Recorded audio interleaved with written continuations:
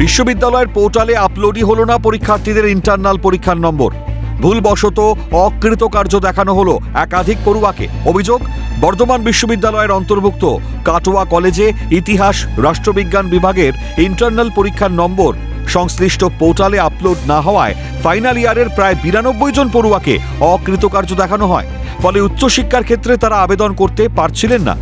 কলেজের বিভাগীয় প্রধানদের গাফিলতির অভিযোগ ওঠে। বিষয়টিতে সরব হয়ে কাটোয়ার কলেজের পর্যালোচনা সমিতির সভাপতি ও কাটোয়া বিধায়ক রবীন্দ্রনাথ চট্টোপাধ্যায়কে ডেপুটেশন দেন কাটোয়া কলেজের তৃণমূল ছাত্র পরিষদ ও কাটোয়া শহর তৃণমূল ছাত্র পরিষদ। কাটোয়া কলেজের অধ্যক্ষ নির্মলেন্দু সরকার পর্যালোচনা সমিতির সভাপতি তথা কাটোয়ার বিধায়কের কাছে তুলে ধরেন। এরপর বর্ধমান বিশ্ববিদ্যালয়ের উপাচার্য ও রেজিস্ট্রারের সঙ্গে আলোচনা করে সমস্যার সমাধান করা হয়।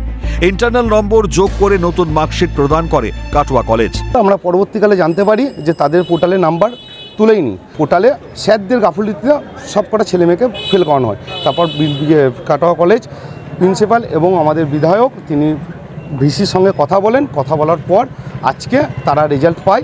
আমরা তো চাই যে একদম সামনে নাম আসুক এবং এমন একটা শাস্তি হোক যাতে পরবর্তীতে ছেলে মেয়েদের সাথে অসুবিধা কোনোদিন না হয়।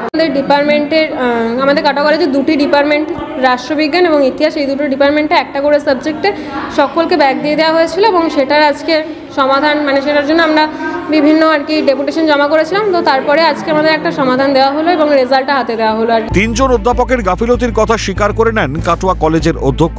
কলেজের গভর্নিং বডির তরফে 3 জনকে শোকজ করা হয়েছে বলে জানান তিনি। পাশাপাশি ঘটনার চরম নিন্দা করেন অধ্যক্ষ।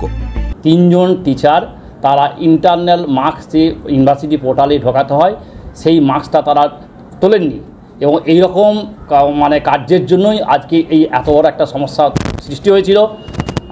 যাই হোক, তাদেরকে শোকজ করা হয়েছে গভর্নিং বডি থেকে। কিন্তু প্রত্যেকটা কাজ তো প্রিন্সিপাল করবে না। যাদের যা কাজ সেই কাজটা তারা ঠিকঠাক করুন।